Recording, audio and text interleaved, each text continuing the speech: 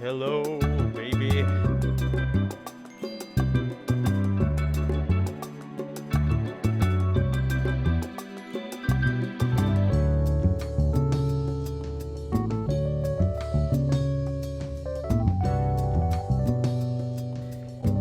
Hello, everyone. Welcome back to Style and Direction. You're doing a little bit of a voice, but not too much. Yeah, I couldn't commit to it. So wait, is that like a mid-Atlantic? Or are you doing like? I was trying to do a Howard Cosell kind of a thing. Like, Okay. it's a great day for, what does he do? Is it baseball? What the hell does Howard Cosell do? Football? Sure. Baseball. I don't know. I don't know. Yeah, it's a good day for baseball fans. I'm Um. Howard Cosell. Yeah. I guess. How about what I was gonna say Crashmore, but that's the Santa Claus TV movie. What's It's the a cosmic gumbo. what's the Harry Shearer baseball Oh. announcer TV show? Logmire, or is that a cop show? That sounds like, I think that's I don't even think it's a cop show. I think that is like a Western cop show. Logmire. Yeah. Okay. I'm gonna look this Wait, up. Harry Logmire- Shearer was a thing? Like he's acting physically? Oh no, it's another Simpsons guy. Sorry. Dan Castanella? Hank No. Azaria. It's Hank Azaria. Oh, Hank Azaria. what? Logmire is a Western crime drama. What Yeah. the hell is Hank Azaria up to these days? I remember when I saw. Have you remember that movie like Big Fat Run, or what's it called, like Run Fat Boy Run? The one with like Simon Cowell. Brockmire is the name of the TV show he's on. Brockmire. Okay, but have you seen Yeah. the movie? It's like it's Simon Pegg, and he's like divorced or whatever, and his like Uh-huh. new wife is like marrying Hank Azaria. And I know Hank Azaria has been like sitcoms like the '90s, but I like totally forgot. And then, like there's a part where he's like the new stepdad for his kid, right? And he takes off his shirt. He's like fucking ripped, and I'm like, oh man, Hank Azaria is kind of hot. and he is like you look at like his episodes on Friends where he's got like the middle part and like the P3 lenses. He And looked, I'm like, he looked cool in the 90s. hell yeah, he looks cool now. I think he's still Yeah. cool. How about He's really Howard- good in a quiz show. Oh, that's right. He was Yeah. really good in The Simpsons. Hey, he's on that show? Yeah. Which one is your favorite Hank Azaria character? My favorite, Lisa. Can you do an impression? I'm Lisa. I gotta play this on your clarinet. Yeah. Here's mine. But Dad, I'm a vegetarian. Lisa. You know, why didn't Man. Ted Cruz win the presidency? Should have Yeah. gone with that one. He could have been doing like Simpsons voices all the time. That would have been cool. Yeah, what happened to that Ted Cruz? Come on, that Ted Cruz. I miss the old Ted Cruz. The old Ted Cruz who did bad Simpsons impressions. I remember Yeah. as a kid, I watched, not a kid, I was like in high school or whatever. I watched the Inside the Actors studio with all the Simpsons voice actors, and at Yeah. the end of it, no, it wasn't even with the actors. It was a segment of it where James Simpson would ask questions of the Yeah, characters. he does that. He does Yeah. that with actors. It's fun. And I love it. And it's all like, you know, Mr. Burns, like what, like Mr. Burns. who would you bring to heaven with you? Smithers, you know, or something like that. Oh, that's nice of him. Yeah, and then he would say it like, oh, but I need him to carry my things with me, you know, or whatever. Mm-hmm. It's almost like a Stewie impression. Oh, what if Stewie meant Mr. Burns? That shit would be. Well, crazy. I always thought that when I thought that the voice of Kif Kroker, the alien Yeah. sidekick of Zap Brannigan on Futurama, was Harry Shearer, but instead it's just shit. Seth What- MacFarlane. No, yeah, Seth MacFarlane. No, but it was Maurice LaMarche doing like a little slimy character. Oh, I'm Kif Kroker. You know, Yeah. what Amy? Oh yeah, Amy Wong, right? Like that's who he marries. His like That's who he's Suzmar, in love with. you know.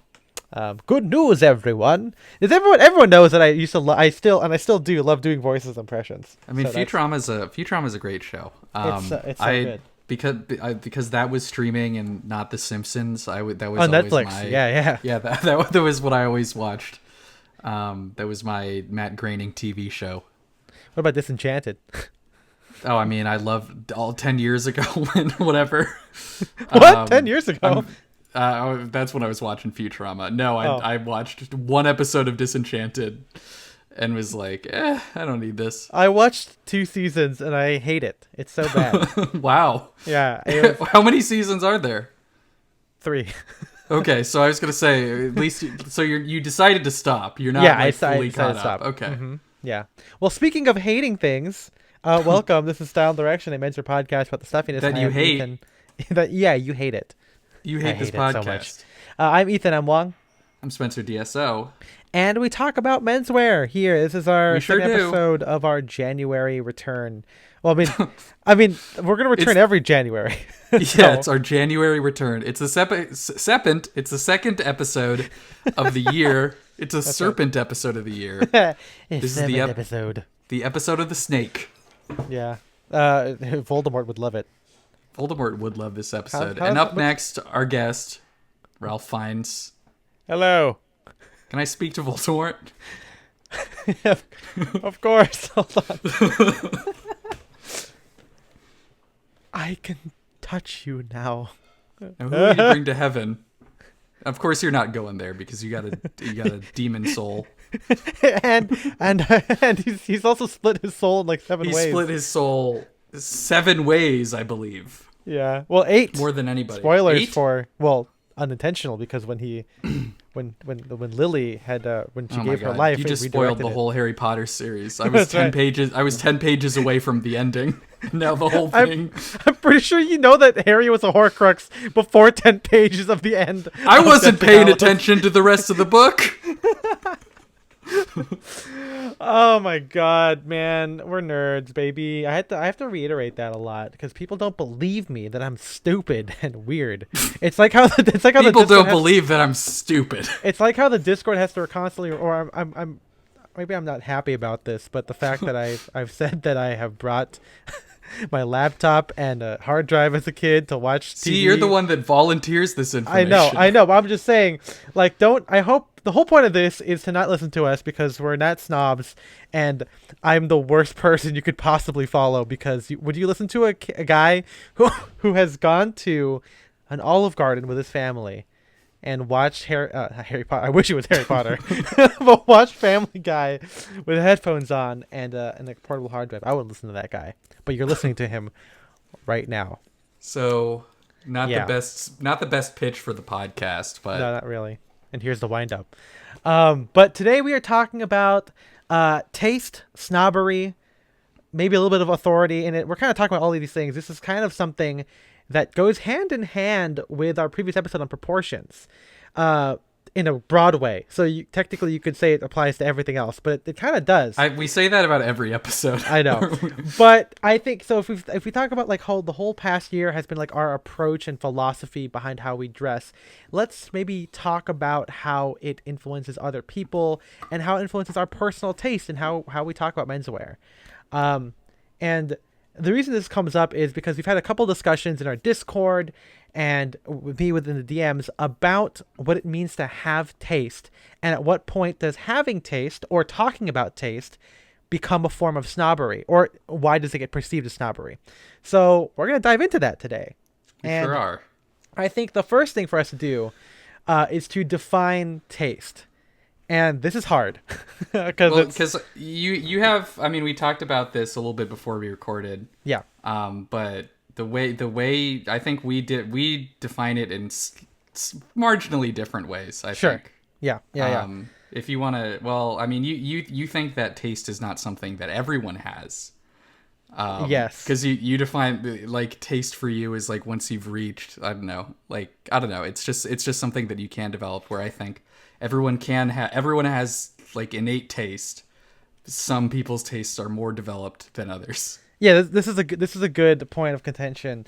But yeah, to be clear, my definition of taste is more or less an extension or a term I use for like having a clear point of view and using that as a metric to determine what you like and what you don't like. That is what taste is. I would say it's a little bit innate, but I think that it is developed over time because it's for me it is built on defining exactly, and that could define. When I say defining exactly, it could be emotional and it could be more detailed, as like, you know, having the absolute reasons of why you like and don't like something. But that's what it is, because taste is like why you like something and why you don't like something. That's what it is to me. And because it's so subjective, or the way that I see it as subjective, the whole idea of taste is kind of absurd, because someone's gonna always like something you don't like. Like, it's gonna happen, and at the end of the day, it's always gonna be, I just like it for a blank reason. And you can't, Mm. as you know, we'll get into like how we use, at what point is it objective, what point is it subjective. But for me, as someone who's always had a weird taste in something, like film score, for example, which I don't get along with a lot of people with on my taste in film score. I definitely don't get along with people on my taste on menswear or how I wear clothes. At the end of the day, my only defense is I just like it because and here's why. But it's all subjective reasons. It's not built on anything. So that's my thing there. What can you Uh-huh. expand on your definition of taste? Well, yeah, like I said, I think it's something that I just like kind of view it as like your own like personal aesthetic preferences. Sure.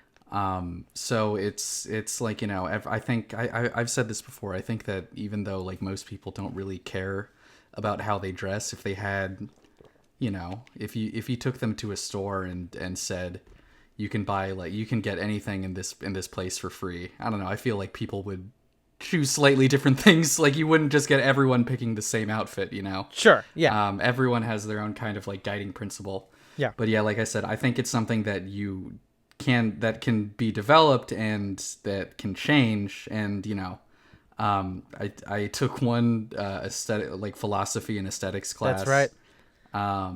And I think, like, I know that we have a couple people like Henrik whose discussions of the Discord inspired this episode. I think John also studies philosophy and aesthetics specifically, so I apologize for anything I'm completely misunderstanding in this, because I did not really pay attention much in that class. Still got a Yeah. B plus though. There But you go. anyway, I mean, like, the C's get degrees. yeah, because I like one thing that I was reading Hume's aesthetics, and he has, like, if I'm remembering this correctly, he has the idea of like a true critic, who is someone who just has like super developed taste. You can generally look to them as kind of an authority.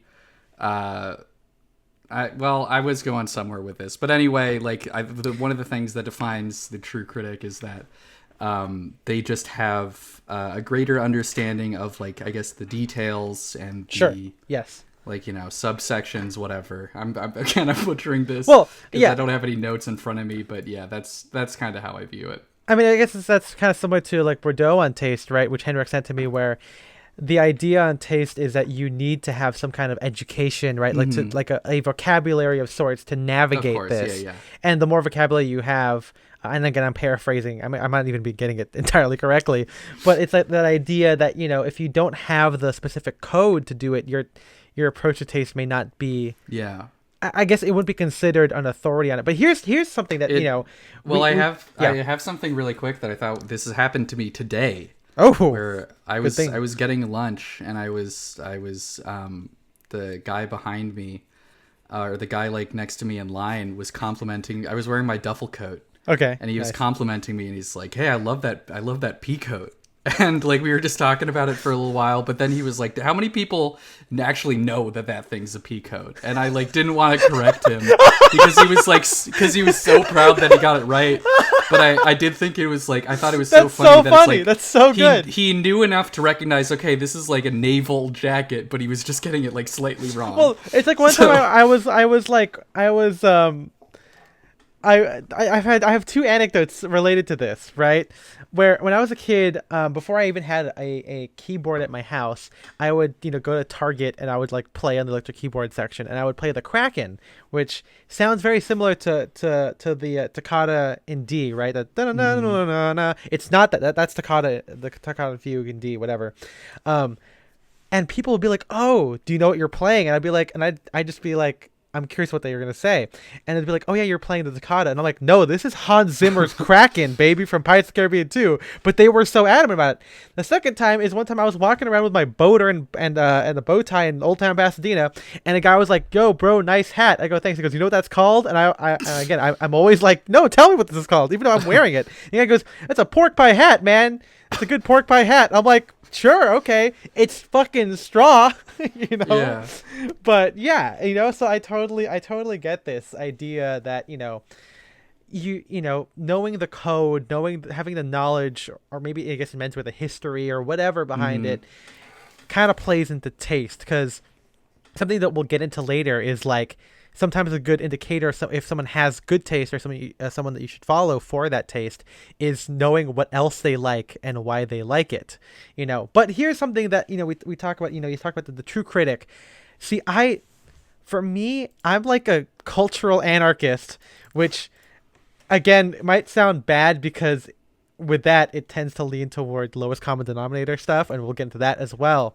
But to me, I think at some point with taste there is this idea about good taste versus bad taste, and I don't think that that's necessarily a a something that I'm pointing toward. Like, I don't think like, oh well, once you get to a certain point your taste is so good. But for me it's more so the idea that because it's so subjective nothing matters. Mm-hmm. And the pursuit of good taste is something that is maybe a fool's errand, because at the end of the Yeah. day, like if you look at like classical stuff, to be able to look at something critically is a form of privilege, right? Like to be able to be educated. And I feel like I guess now that I'm like looking back at it, I'm like combining the idea of having taste with, I guess, what you're talking about, like this innate ability where you kind of just know what you think is good. Mm-hmm. And you know I think it's all silly. And so the whole thing is just, it's all so subjective to me. So this idea that developing a taste to somehow be some arbiter, and I'm not saying that that's what you're saying, but I'm saying like some people think that that's the end goal, right? Like the more movies you watch, the more Yeah. exposed you are to reading, whatever, you'll be able to like discern something good from something, from any kind of media or whatever. I don't know if that's necessarily the goal here, because for me, finding out taste is, again, it's all a personal journey. And Yeah. I think we're kind of in agreement that I think the Discord's kind of similar there as well, but it's at odds with a lot of what menswear is built on, because the roots of menswear is either, for one, to blend in and be acceptable, or number two, to have like the best outfit and to be a well-dressed person. There's Mm-hmm. some metric there, as opposed to it being a purely aesthetic form of self-expression, which is what I'm after.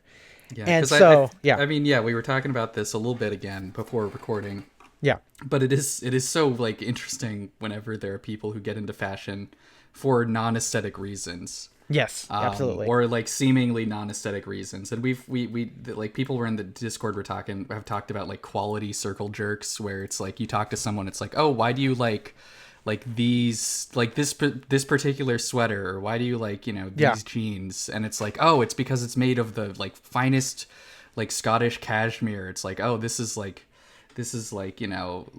indigo dyed like Japanese denim, like yeah, made with all, and it's like that's great, but you're not telling me like what it looks like or anything.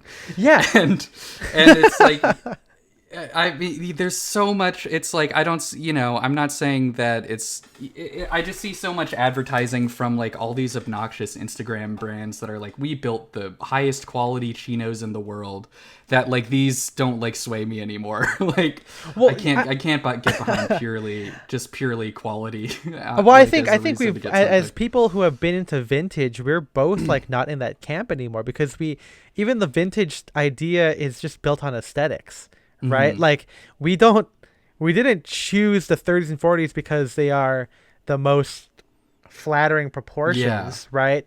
I mean, you could potentially make that argument, but for us, it's like it literally just looks different than this J. Crew suit or this H&M, or even like this modern Sid Mashburn thing, right? Like we talked about in the proportions, where at the end of the day, like when quality starts coming full circle to being kind of more flat, like it gets more diminishing returns, all you have left is proportions or details, or in this case, in a very broad term, taste.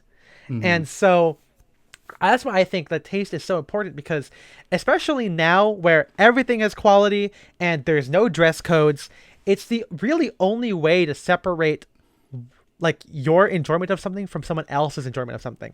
And that's not to say that we don't want to be looped into other people, but as fashion has come and gone, as the rise of high street menswear and everything, I think it's important to make a distinction between, say, the guys who are into it for purely aesthetic reasons versus the guys who are into suits for non-aesthetic reasons. Yeah. Or even then, like, or I think even with the style form era, with people who are just as obsessed over details, it's still a different approach. Like those are still people who look at things with, a different view. It's more corporate, it's more clean, as opposed to like guys who want to push the limit or guys who want more period stuff or whatever. So taste, or POV, I guess, in my definition, is just, it's essential for fashion to be a means of self-expression. And if you think of fashion as not that, not saying that fashion can't be egalitarian or something that you can just slip into, but if you think that menswear specifically can't be a personal expression, I feel like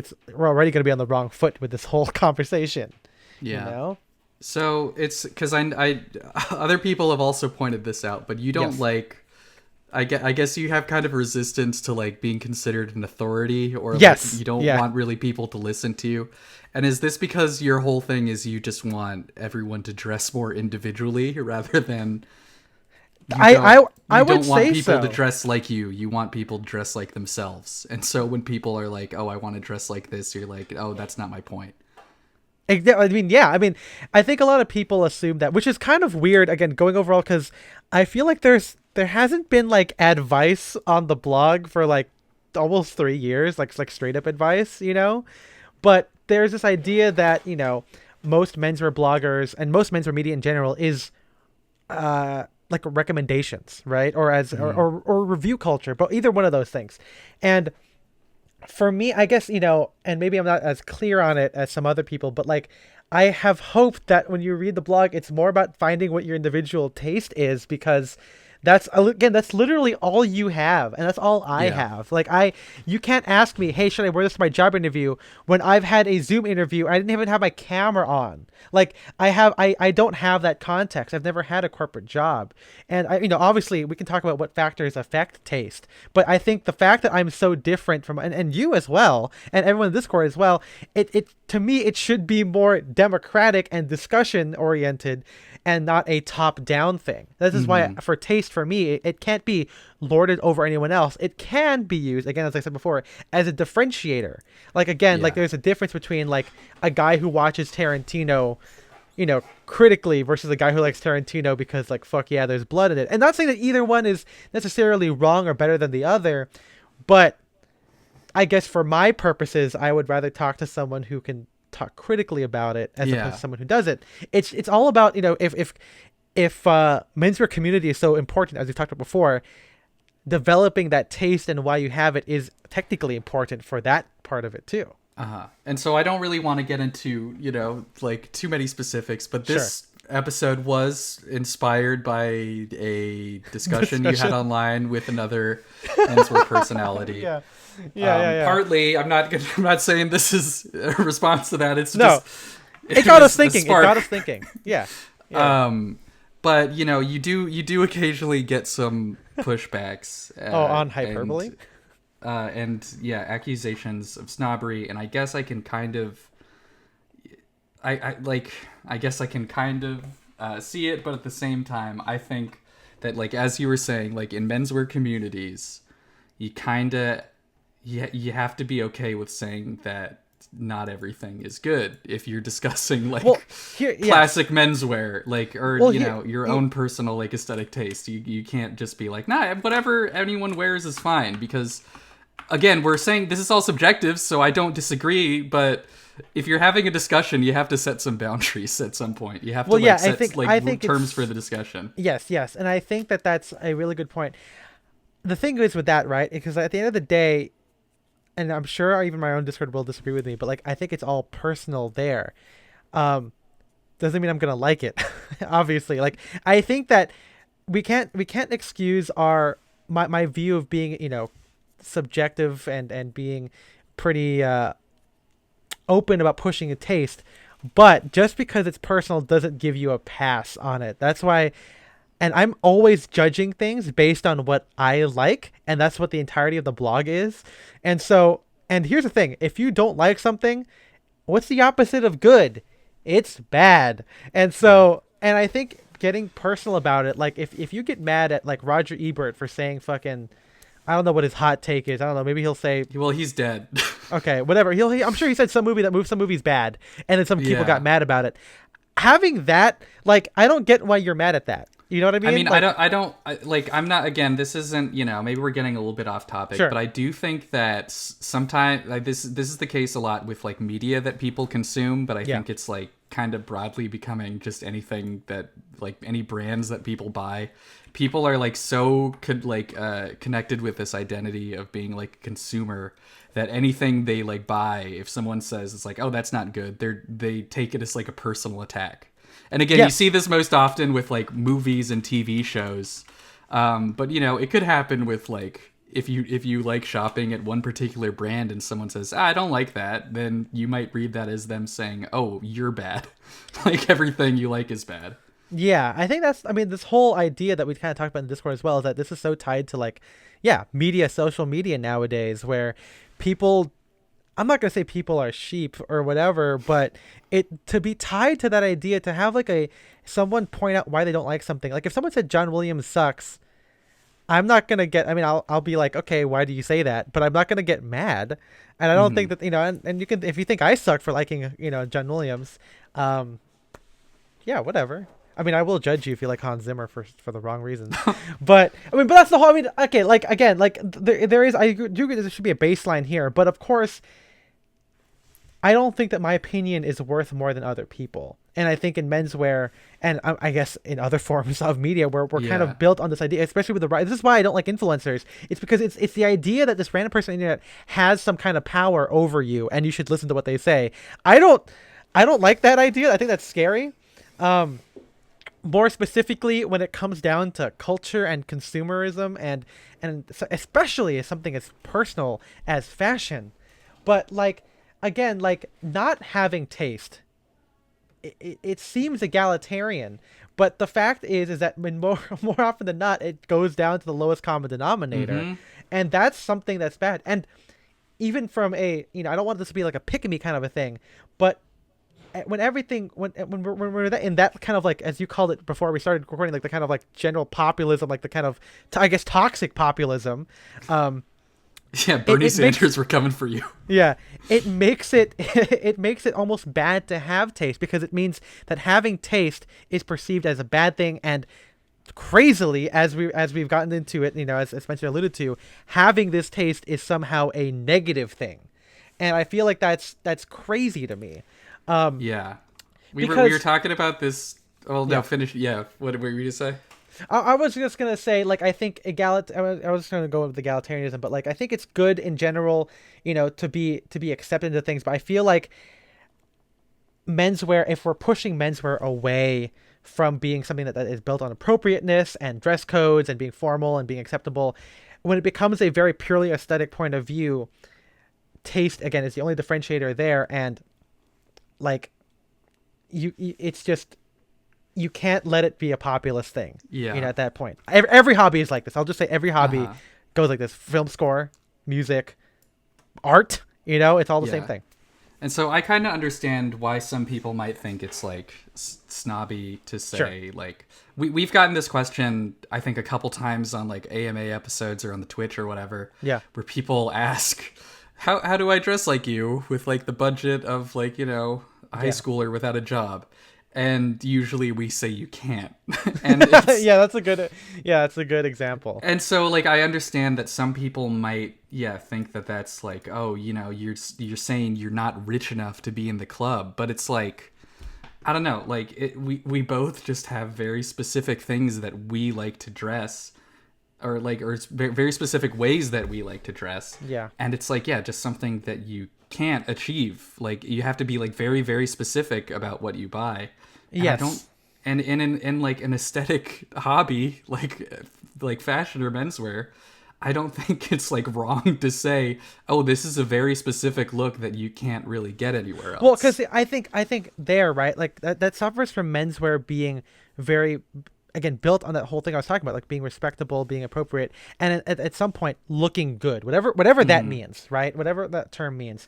And we saying that you can't dress like us unless you have like these specific things, doesn't mean that your outfit is bad. It just means you Yeah. don't look like And I'm not us. even saying when I say it's like, oh, you can't do it, I'm like, you can't afford to dress like it. We don't spend as much on clothing as a lot of other people do still. We have a lot of clothes, but we don't like Yeah. individual pieces are not that expensive. Yes, Uh-huh. but but it's again, it's that idea there where like I think you. I would point this back on the people who are asking advice because it's like, do you want to know how to look good? Because we're not about looking good. In fact, if you want to look good, you shouldn't dress like us. If you want to like be cool, maybe dress like Spencer. But if you want to be cool, don't dress like me. I don't dress I mean, cool yeah. at all. I have like, yeah, I don't like, I mean, obviously I look in the mirror and I say, oh, is this like flattering to like very basic level, does this look good on me? But I have like a very specific idea of what I want to look like. It's when a I get hard dressed. metric. It's a And it's specific not taste. just like, yeah, because yeah, like you said, if I wanted to like look good, I mean, I could just do like fucking, I mean, I could just do the basic bastard and be fine, whatever. That's yeah. But I don't want to do that. Exactly, and I think that's what it is, right? It's like this idea that menswear has to be pointed toward that thing, and putting that on our taste is two like it's like I don't know if it's diametrically opposed, but there are two unrelated points to make here, you know. And so I had this. It's a good thing you brought this up. So a guy did message me and say like, "Hey, um, I noticed you were talking about Ludlow suits and J Crew and everything like that." And he's like, "I was wondering like why you don't like it, and like it's like if I can afford it, it looks nice here." And he sent me a picture of a guy wearing a Ludlow suit and goes like, "What do you think of it?" And I'm like, "Okay, well, do you want my honest opinion?" And he goes like, "Yeah, sure." I'm like, "Okay, well, it just doesn't look like this 30s jacket." Like I sent a picture of a 30s jacket of like three, and I picked like a very basic one. I didn't even do an illustration. It was like a 3-roll 2, wide lapelled. The guy had his hands in his pockets. Like it literally doesn't look like this. Like you can't like the pockets are in a different place. Yeah. The buttoning points off. The lapels look different. I'm like it's like, dude, yeah. And I go, and here's why I like ring jacket. And I look, that looks so close to it.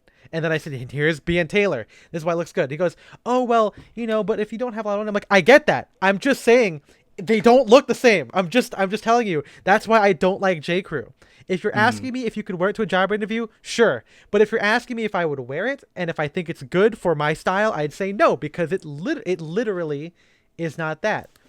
And I was noticing this as I was, we were talking about this whole the original comment, which we don't have, but in it, some other people jumped in, and some people said, "Oh, I like the J. Crew Ludlow suit," but here's what they said: it's affordable, and I can wear it and beat it up. And I'm like, those are all things that are unrelated to aesthetics. Like those aren't, if we're And talking. also, my thing is, someone who worked at J. Crew, you can get better suits for, like, I think when I was working there, I don't know if the price has gone up. When I was working there, a suit was between $650, and I think we had one for $1,500. Yes. And anytime anyone was going on the upper ranges, I'm like, bro, you could go somewhere else and, like, look so much better. So it's not even, like, a money thing. Yeah. Yeah. Same thing when You I was could at get Banana better Republic. clothes for cheaper. Yeah. And it's like, this idea that we're so built on it being appropriate. Because, I mean, okay, so one of the original things was like people bagging on Prince Harry, which I don't think I've ever done, but maybe I've included the picture of him as like, look at these low-rise pants or whatever. Like, I don't think he looks bad, but I also don't think he looks good. And I'm not going to use him as inspiration behind my fits. Like, there's like a reason here. He literally just doesn't look like how I want to look. And if we're talking about hyperbole and, the way I talk, I mean, again, I'm used to people listening to Hans Zimmer go, this sucks. Like, and one of Spencer's favorite thing to say is like, this sucks. Like for just random, like, movies or like, whatever. And I feel like, I think toxic positivity in social media has kind of ruined that about like having, again, not that being positive is a bad thing, but I think it's fine to say things suck. And I think the way, like, saying this sucks is clearly not a statement critiquing that particular piece of content. I think it's taken immediately as hyperbole. And I use that a lot. Like, when you play in Super Smash Bros, he goes, dude, you suck, bro. You don't go, wow, you're good for your skill level, but obviously I was better than you for this particular stage and this particular character. Like, no one talks like that, And so for me, with fashion as something that is supposed to be artistic and emotional, sometimes the gut reaction is through my taste, just it's bad, or it's not good, or I don't like it. And I think that, going at it from a different point of view of like, well, is it like good for business? I'm like, that's not even the question I'm answering in my head, so. Yeah, there's an implied, like, this is my opinion in front of anything we say about aesthetics, because as we said before, this is all completely arbitrary and subjective, and like, yeah, like, maybe, yeah, like, might have more followers than some people, but don't that doesn't make our like position, or like our taste anymore, like, valid, I guess. Yes, but um it's because of I mean, again, it's back to the idea that taste somehow is meant to be lorded over other people. And I feel like it's a very, if people don't understand that we were supposed to be democratic about taste, and that I'm not saying that, again, that taste is unattainable, because I guess we've agreed through your definition that you can build on it or whatever, but I think people just want to be able to, like, be better than others for some reason, and I'm not about that, because I feel like, again, if you want to get a lot of dates or to get promoted, you shouldn't wear what we're wearing. Like, mhm. don't wear the green suit to the office. Shout out a guy in our podcast who unfortunately got a talking to for listening to us. A good example there of listen what happens when you do what we do. But I think what this comes down to is that, for some reason, because menswear is in that era, or the stage of, like, being used as a status symbol, a piece of history, and as well as this kind of lingua franca that anyone can kind of jump into and be accepted no matter where they are, it becomes any point of critique on menswear having a taste is somehow antithetical to that, because menswear needs to be preserved as this place where you can't have taste for some reason. Like, it can't be. I get we'll get into snobbery in a second, but Mhm. it's like, having these big judgments about menswear is bad, because menswear should be egalitarian. But I find that, like, that's almost a form of imperialism, where it's meant to be as some form of proper dress across the world. And when it's stuck in that era, I remember I was talking to a guy where he was actually concerned about if menswear became an artistic point of an artistic expression, because then how would anyone know what to wear anymore? How would you be able to fit in? What happened to the egalitarianism of, like, being able to put on a sport coat and walking into a dinner party and be accepted, because then guys will be lost. And I'm like, that's the fucking dumbest idea I've ever heard in my life, because people go to parties today wearing fucking Yeah, sandals, bro. Like, I people don't know figure where it you're out. going. Yeah, people figure it out. Like, this is why we don't like hypotheticals, because they don't exist anymore. What is Mhm. happening is fashion becoming more democratic and more personal, and menswear is following suit. That's the whole post-pandemic idea, right? Where guys are getting into blazers not because they're going back to work, it's because they saw the crown, or they just liked it. They just want to put it on.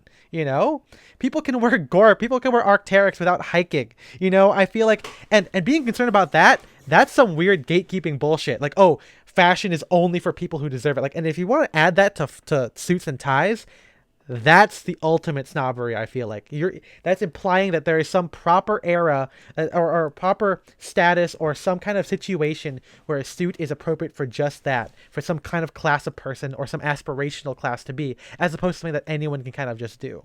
Mhm. I don't think that taste, at least in my definition, is is a disservice to the democratization of menswear. I would say that having taste is the only way to have it, because at the end of the day, that's what you will defend. Well, yeah. You can't say that you can, like, oh well, this is more fancy, or this I'm more correct for wearing black shoes. Like, at the end, people I've worn brown shoes with black pants. Like, I can't use that as an excuse anymore. It's all personal taste.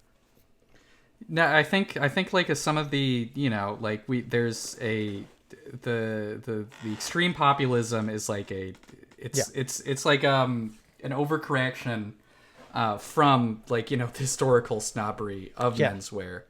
But as you said before, I mean, like, if you really want to, like, develop your style, develop your taste, it's a good thing to be in a community and be able to discuss it. Yes. And when I mean, unless you want to eventually, like, I assume, move past mall brands. So at a certain point, you're going to have to say, it's like, okay, we're not going to be talking about Banana Republic or whatever anymore. Now we're going to take a step up to, like, like, made to measure, or, hey, even you could go to a different store in the mall, just like Ralph Lauren Purple Label. Um, but yeah, it's like the same thing as, like, is like, if you joined, like a wine club and went in there and was like, I got this great, like, box at Costco. It's like that's not gonna you're not gonna be able to discuss that. Like it's a higher level discussion going on, and it's maybe that is like a little bit snobby, but at the same time that's the only way that you're gonna be able to develop your taste and actually have a conversation Well, about menswear. yes. I was gonna say. I mean, I guess the other side is you kind of remain where you are, which is fine too.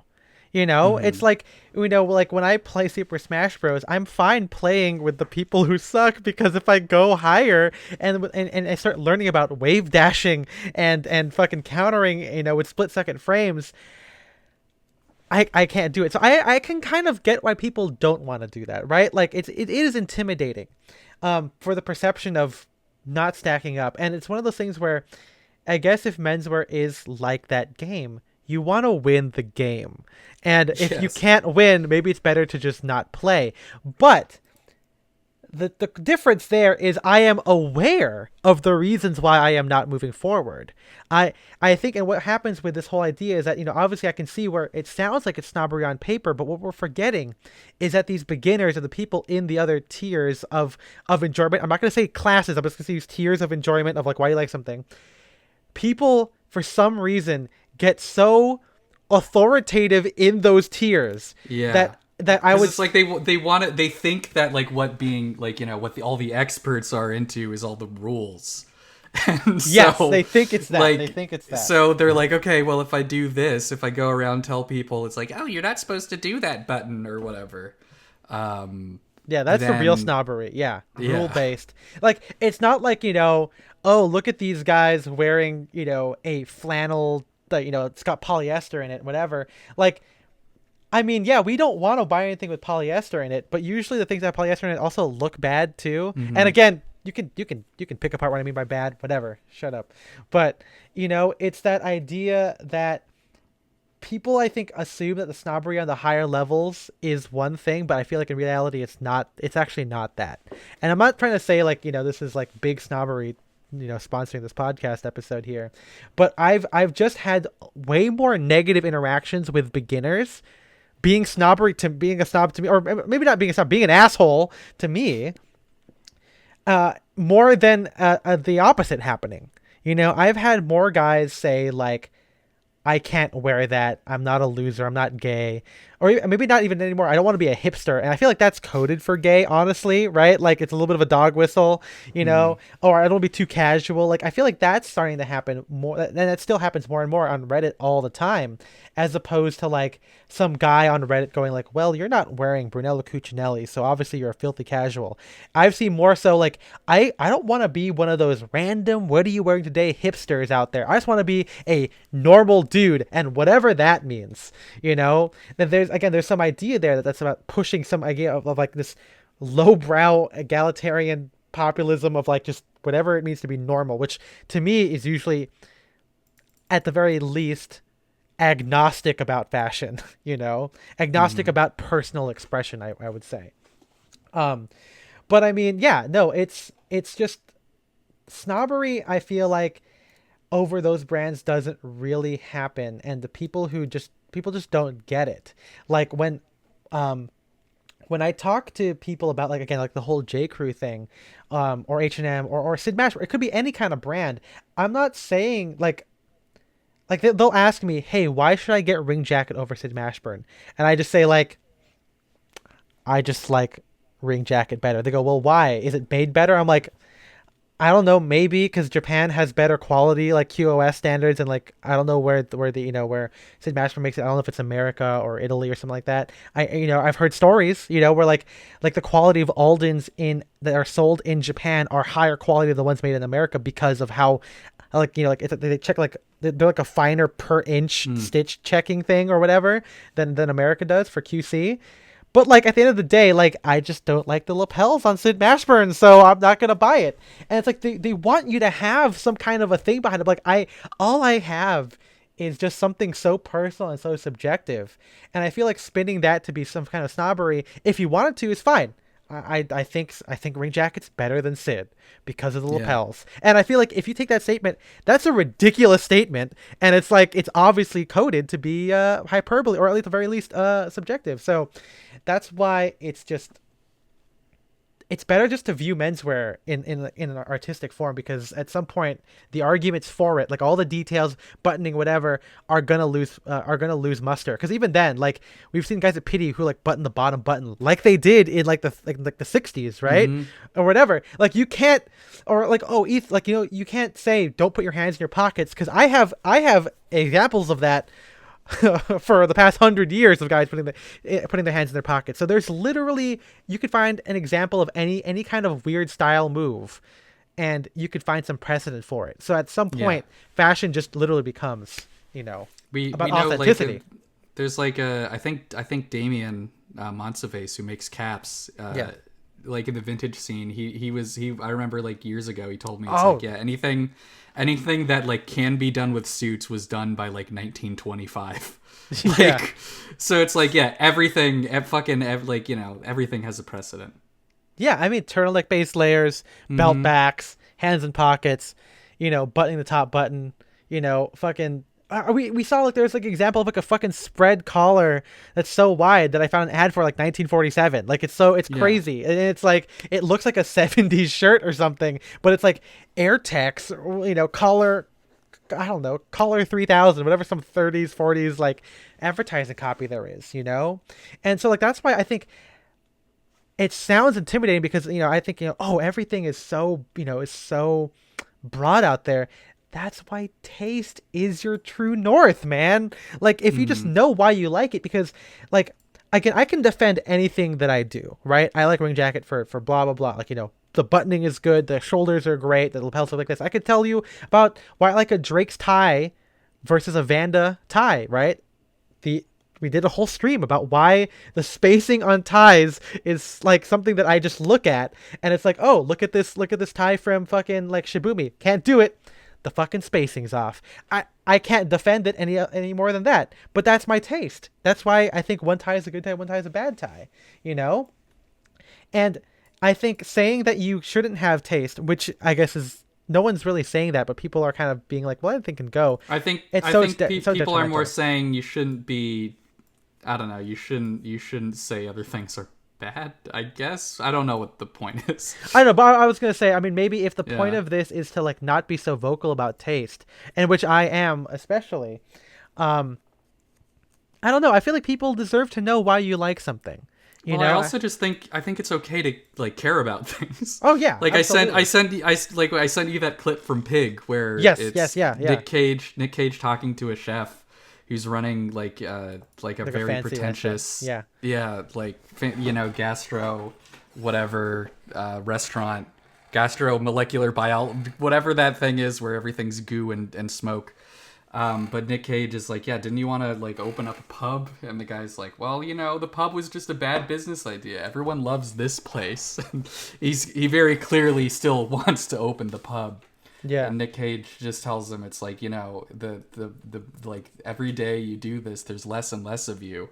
And you should care about this. We're not given many things to care about. yeah, yeah, yeah. And That's a good line. you could apply that. Yeah, you could apply that to clothes. It's like, sure, it is a very silly thing, but if you do like, if this is like your thing, if this is like your main hobby or social activity, form of artistic expression, however you feel about like clothing, then shouldn't you like, yeah, care about it? Like, shouldn't you have like opinions and not just be like, oh, everything is fine? I mean, again, like, I think I'm pretty open minded. Like, I don't, I Yeah, think it's weird that we're like, having this, because usually we're not the snobby people, I guess. yeah, no, I don't wear streetwear. We use this example just all the time, but I don't wear streetwear, but I can like appreciate, like, I can appreciate, like fucking whatever. dude. I can appreciate streetwear.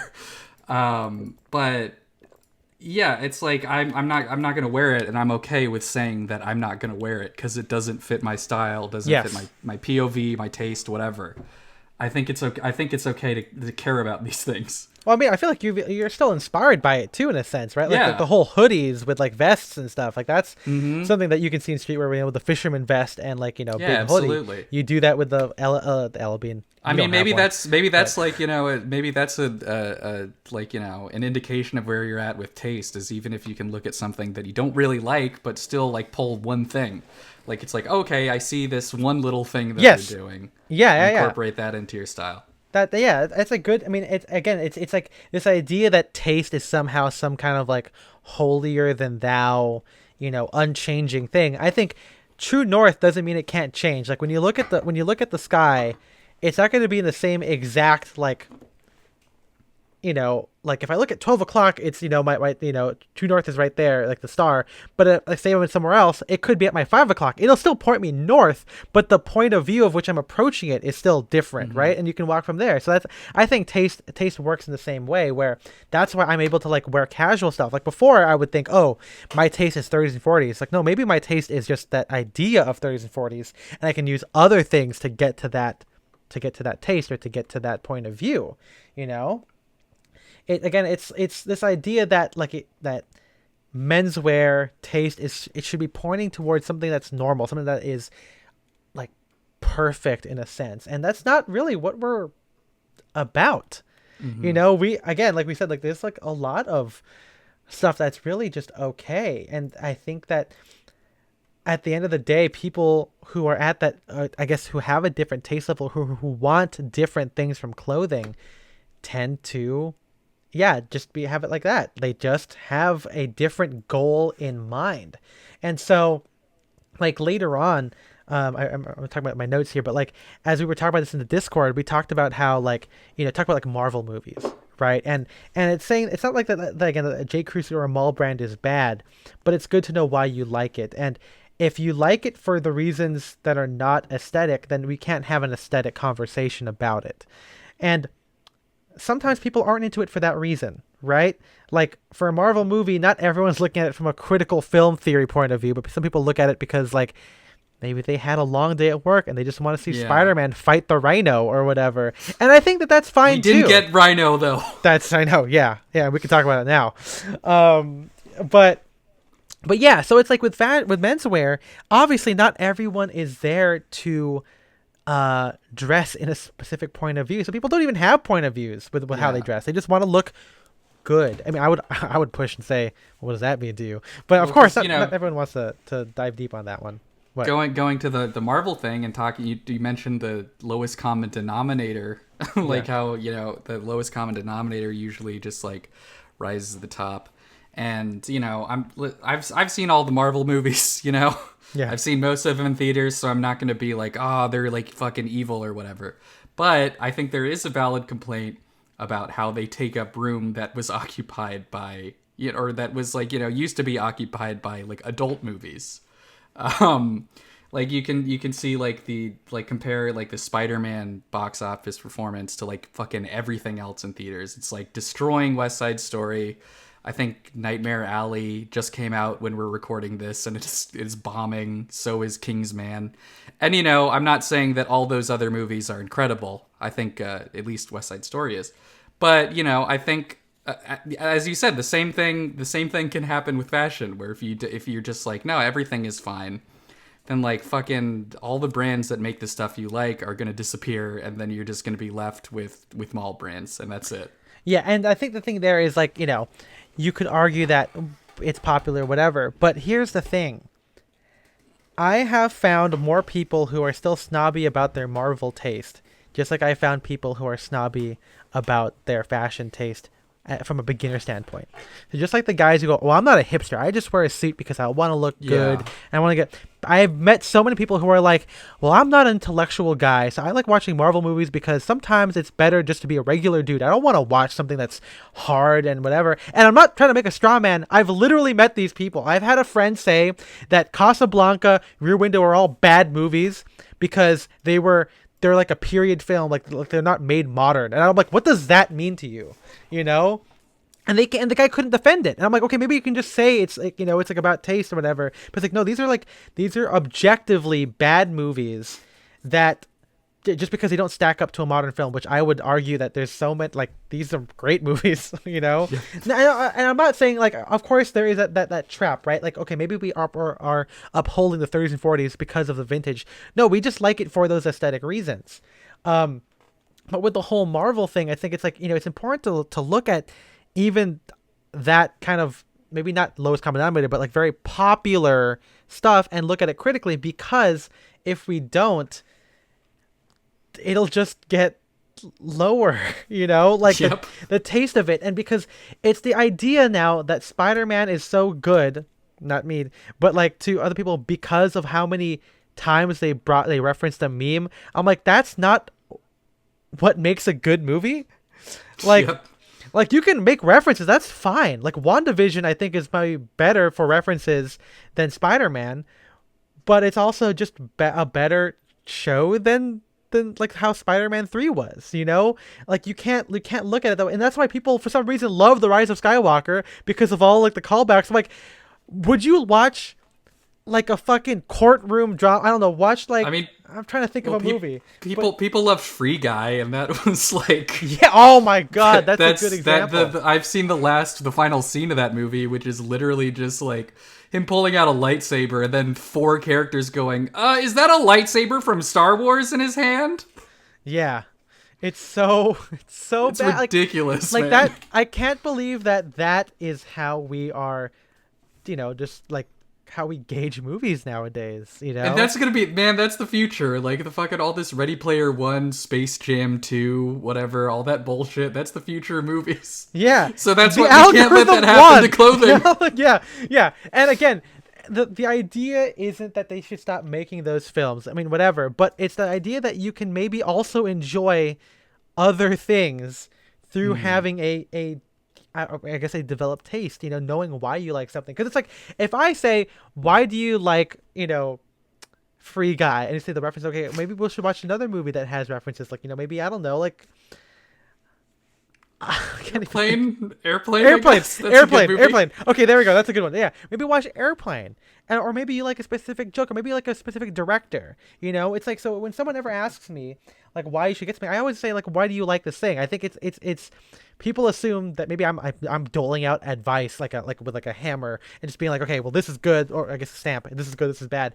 But every time someone asks me why they should try something or what I recommend for them, I always straight up ask, what do you want to look like? And it's literally a question about taste. And I guess as we talk to Accidental Cactus in our Discord, maybe at this point, when you first get into fashion, it literally all you have is the old idea of, well, what is appropriate, right? Like what is Yeah. good. And I guess over time, if you're not exposed to different things, you can't develop that taste. Because a taste, again, if my definition is what we're going with here, the ability to determine why you like something, why you don't like something, the only way to do that is by experiencing other things. And that's not something you have to buy it and wear it, but you should like look at it and go, okay, why do you like this thing? Like I think Accidental Cactus, he's getting a lot of love today. But when he first started, he posted like a picture of a coat, right? And it was like, okay, what do you guys think of this? I'm like, I can't tell you more other than if I like other details, but like, tell me what do you want me to say? And he's like, oh, well, I like the coat. I'm like, okay. So you like this coat and you want to wear it and you say you can't wear it. Like, and you're trying to find some alternative to it. That's the whole story. But I was like, okay, what do you like about it? Is it the size of the lapels? Is it dramatic? Is it long? Is it the color of the coat? Or is it the fact that it's checked? Do you like checked things? Is that why this is going to? And he goes like, oh, I don't know. And I'm like, okay, well, maybe figure out why. And it's like, okay, if you like the coat and you think, okay, well, obviously you can't wear tweed or a tweed coat or a full wool coat in wherever the person happens to be. Let's say he lives like, the fucking Southern California. Let's say he's like us in LA, can't wear a coat. I'm like, okay, well, there's like workwear coats made of twilled cotton that are really like broken in. Or there's our friend Chris who had a like black linen duster that he found, Like, Yeah. okay, so if you want the idea of a coat, there's a ways to get around to that, but without having that specific thing. It's about having taste. Or do you like the big collar? Maybe like a peacoat instead, because peacoats have big collars, right? Or maybe, a Bal McCann or something like that. Or do you like the brown check jackets? Your best friend, my best friend, And it's like, it's that whole idea here where, again, it's not that we're offended by the lowest common denominator, but it's maybe the fact that even the lowest common denominator stuff is built on some kind of taste, and it can be critically looked at. And it's something that Chuck has said in our Discord. I think he recanted, but it's the idea that maybe it's not the content that's good or bad, but the reasoning why you like it and how articulate you are about voicing it. Because I feel like, Nothing wrong with Marvel show. I mean, I've watched every piece of Marvel content. I'm a big fan. But at least there I can figure out kind of why I like it. And I think Brett can do that too. I mean, that's his whole job. Mm, There's nothing wrong with, again, just being like, well, fuck yeah, Wolverine was sick. Like, that's cool too. But, you know, obviously we are in different circles, and there's nothing bad about yeah. that. I will say I do kind of judge people when they talk about movies, like, when they describe what they liked about a movie and they're like, oh yeah, I saw all my favorite characters hanging out. I do judge a little bit when I hear that. So it's good to, yeah, it's good to be able to have an argument. Yeah, I mean, I think it's like I'll just like to push back. Maybe I'm just naturally argumentative, which is probably why I get into these online debates very frequently. But it's the idea that I think people can be more articulate if they wanted to. They just have to have the opportunity to do so, you know? And at the end of the day, like, I still hang out with my friends who like don't give a shit about fashion. Like, they could care less about the size, the gorge height, or how blunted a lapel is. That's not bad. But they also understand that my content isn't for them. And I think that that's the whole thing about taste, where if you're ascribing some kind of authoritative, lean to our taste, or at the very least, trying to think that our taste is somehow supposed to be influential, I feel like you're kind of getting the wrong idea about what taste is. Because if taste is subjective, it should be inspiring. It shouldn't be something that you should avoid, and it's a little bit about self-awareness as well. Like, if you're talking to me again, I'm singling out J. Crew here because it's the thing I get the most often. But like, if you're asking me if a J. Crew suit is good, and you literally can't see that the jacket looks like something else, like that I wear, it's like, I think you're looking at it the wrong way. And don't get offended, but I can't help you. I'm not here to. I'm not a beginner thing, like, I'm not like, I don't think there's any tagline anywhere that says like style and direction or a little bit of rest is about helping men get dressed better. I guess maybe if it is, it's with the caveat that better means more intentional. But like, you don't go to a museum and you're a big photography fan, and then you go to like a sculpture museum and you go, what the fuck? There's no photography here. This museum sucks. I should complain about the lack of photography in this museum. Like, no, like, come on, dude. Like, that's not how it works.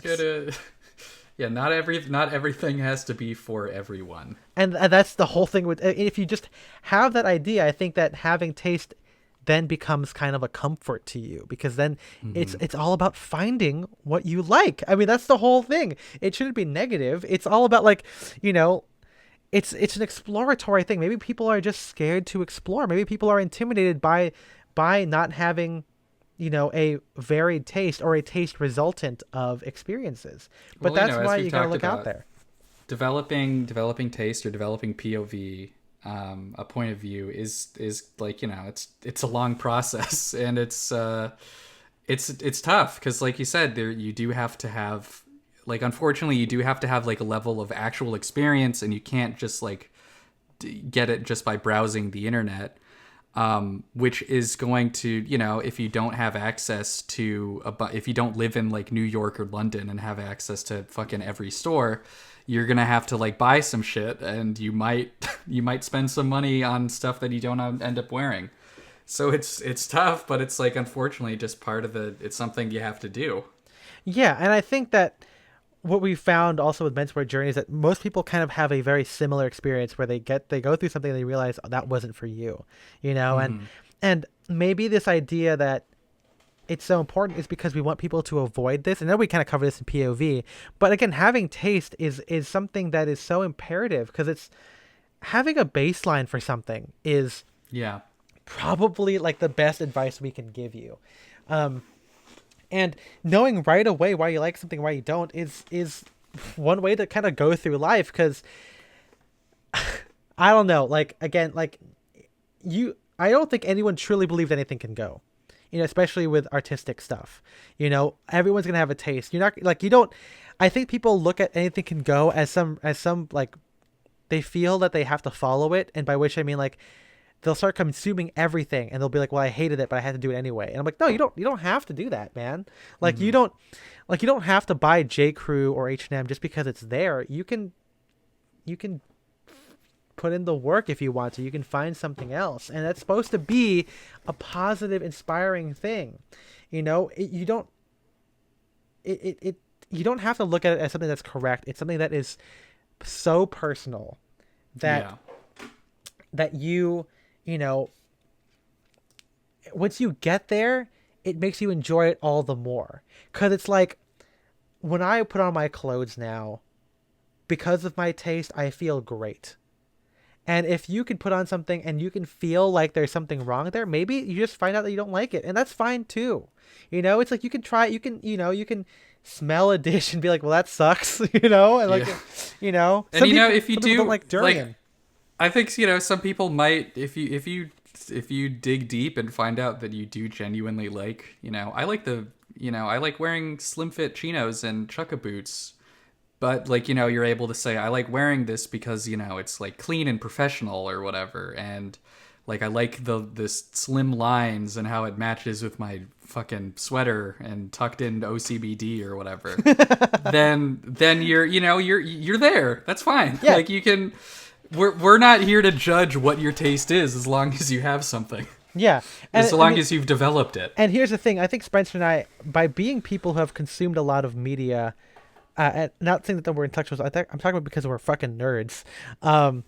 I think the fact that we were able to kind of discuss that is kind of inherent in our clothing too. Like we're like, again, when we watch a Marvel movie, we're gonna probably pick it apart. Like we're insufferable people, and I would say it's not good to have this curse. Just like with proportions, it's like it's not great. Like I remember this when I was on a date, and I brought her to trivia, and afterward we were kind of just hanging out, and we were talking about how I don't know how we started talking about like um, what's the show, Parks and Rec. But we were talking about how like, oh, it's such an Obama era show. It's so positive, Biden's on it. This is like 3 years ago or whatever. And the date I had was like, oh, well, I think it's funny. And I'm like, uh-huh.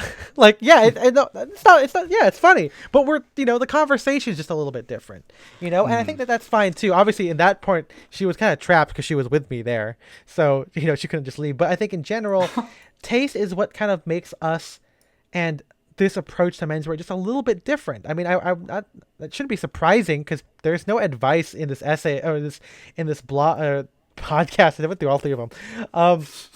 But like we're not concerned about like what to wear to the office.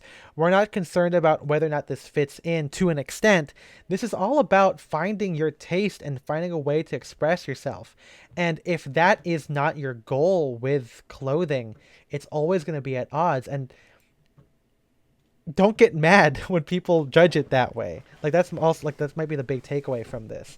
Like everything is at some point is subjective, but it's good to also discuss why you like it. And I think Yeah. what I've encountered more often than not is not saying that someone is inherently better for knowing that a blunted lapel or like a Sitchio suit or a Taylor Cade suit is better than, some random Alex Mills one or a J. Crew suit or whatever.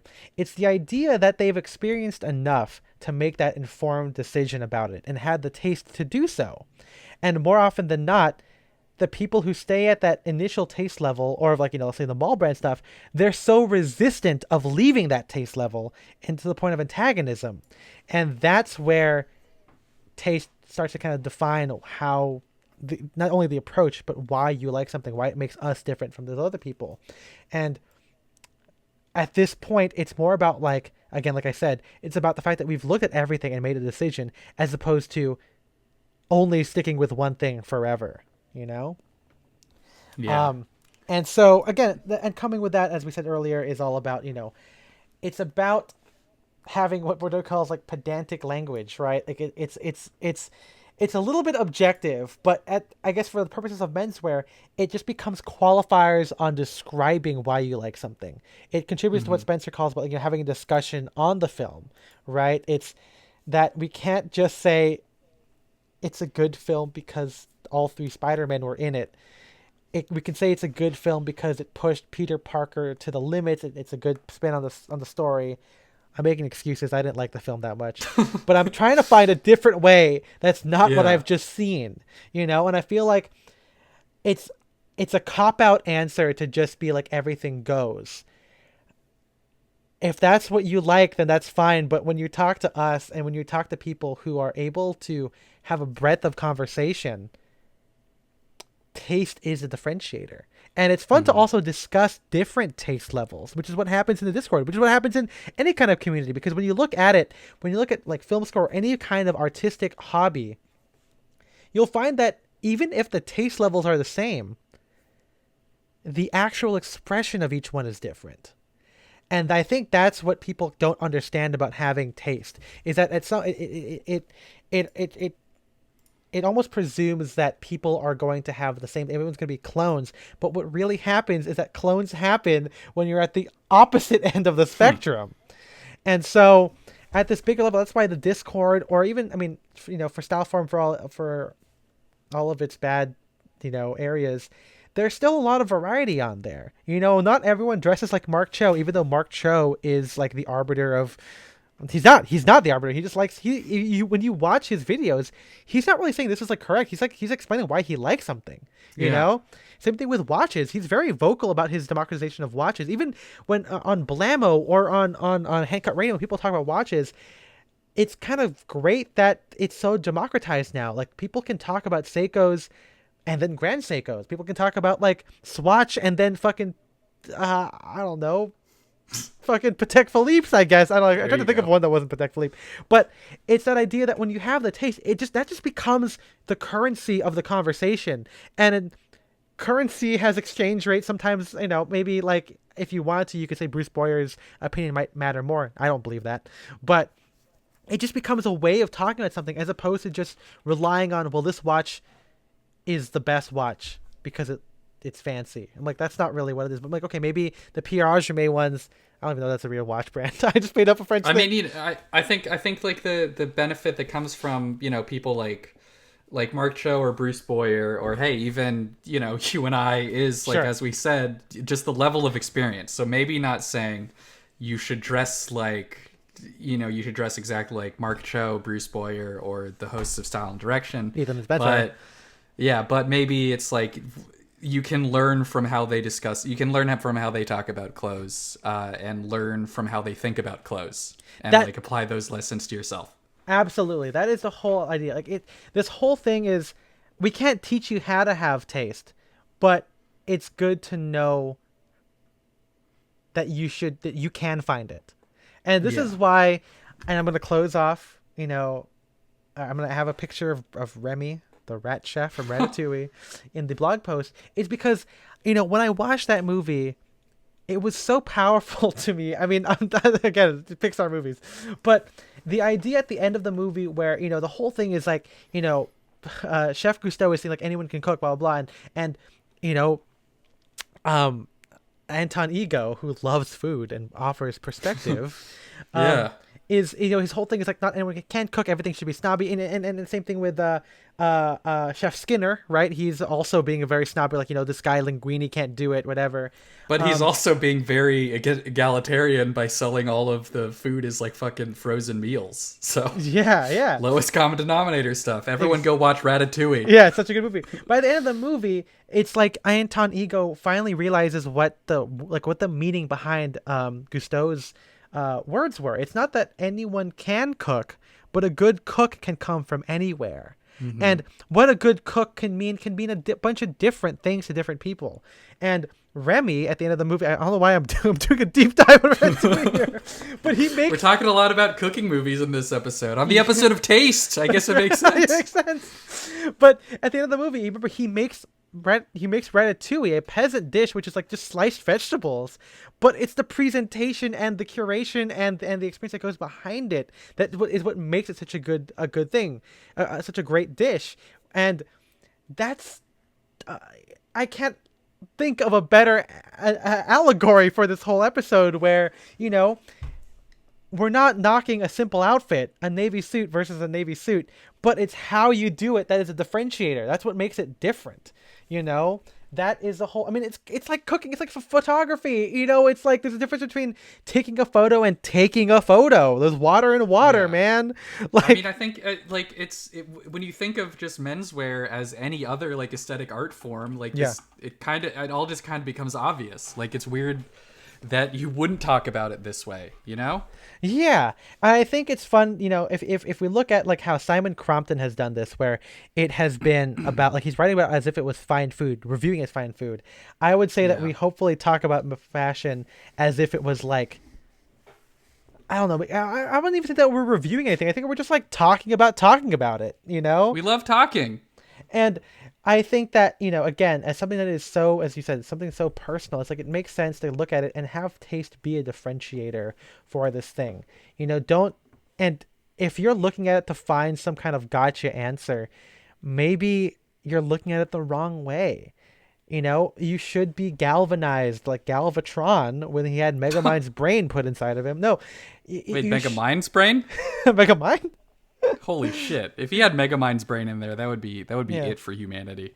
But it's all about like the presentation, because it's like no one's saying that if you take photos with an iPhone that you're a bad photographer, but if you're taking like a shitty photo with an iPhone, then it's just not gonna be a good one. And the only way to do that is with taste. It's like refining something. And then of course there's abstract art. There's a whole bunch of different stuff. I'm sure that you could find a community for it. Find this whole thing we said earlier, that the idea that all content should be egalitarian, that it should be for everyone, is also a bad way of thinking about things. The idea that if fashion is like an art form, art has different communities, art has different movements, art has different people that are into it. You can find those people, find the people that share your same taste and approach, and that is probably why taste is so important to have in menswear. Because otherwise, if I agree. if you're trying to be, you're gonna be alone, basically. I guess I don't know. You're Or gonna at- die alone. yeah, or at the very least, you're gonna find that the way you approach something is gonna be different, and either you expand on it or you find the people. That's the only way to do this. That's all it is. Man. What a big mouthful. Yeah. What a mouthful of taste. Mouthful of Taste. That's is right. Is that the name of the episode? I'd hope not. Okay. MJ, don't name it that. No. I hope this conversation and discussion was helpful to you guys. I mean, I know this is something again that goes hand in hand with everything else. We just kind of build on this, this idea that, details matter. And why? Because of taste, because of POV. And hopefully this inspires you guys to develop your own taste. That's why we don't try and recommend anything. We can tell you what to wear to look like us, but if you want an easy answer, as Spencer said earlier, right, it's kind of hard. You have to have the same taste level. With menswear, sometimes taste goes hand in hand with the money spent, but it doesn't always have to be that way. And Yeah. as I long mean, as you know why you like something, you might be able to find alternatives to it that are closer to what you're looking for. And if it's again tough if you don't have immediate access, but just trying stuff on is very helpful too. So if you could do that, if you could get some hands-on experience, Yes. that's the best way to develop knowledge, develop taste. Yeah, it's good to be and just be. I mean, I don't know if we're teaching. I don't know what the exact definition of critical theory is, but again, to look at it this way, to critique why you like something, is important. I This understand. episode is critical race theory. That's right. It's banned in high schools across America. Yeah. But again, the idea that to kind of dig deep, to introspect why you like something, is something that it's obviously more helpful in more ways than just just fashion. But it's kind of so common all around the world, not just with art form, but like if you find, okay, you like working in like you like your job. What do you like about it? Like do you like your boss? Is that what do you like the income that you're making? Do you like do you like that you're using Excel? Do you like the fact that you're managing a team? These are questions that you can ask yourself for a lot of different things, and that contributes to taste. So everything is taste, just like everything is POV, baby. And the more you experience, the more critical you are. I honestly think the better experience you're going to have. The alternative is blissful ignorance, and maybe that's okay too, because maybe from like we said with proportion, sometimes it's better to not be cursed with the knowledge that, hey, that button harmony's off, or that jacket's not long enough. But So don't listen to the podcast. just like every other episode. Well, if you do love listening to us, you want more, you can go to patreon.com/downdirection.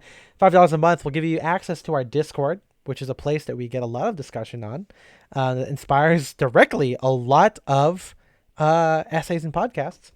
But it also gives you a bonus episode where we cover movies. So this month was the most unnecessary prequel of all time, The King's Oh Man. my God, yeah. That's right. And then $10 a month just gives you all of those things. But we do thank you personally. So big thank you to Shane Curry, Philip Gagard, Jarrett Colian, James Devanzo, Austin Malott, and Audrey Jessica. We appreciate and love you guys for your support. A lot Thanks, of them everybody. have been here since, a couple of them have been here since 2020, and a few been since 2021. So thank you guys for joining us on this journey of 2022, baby. Yeah, thank you. We're gonna be doing a lot.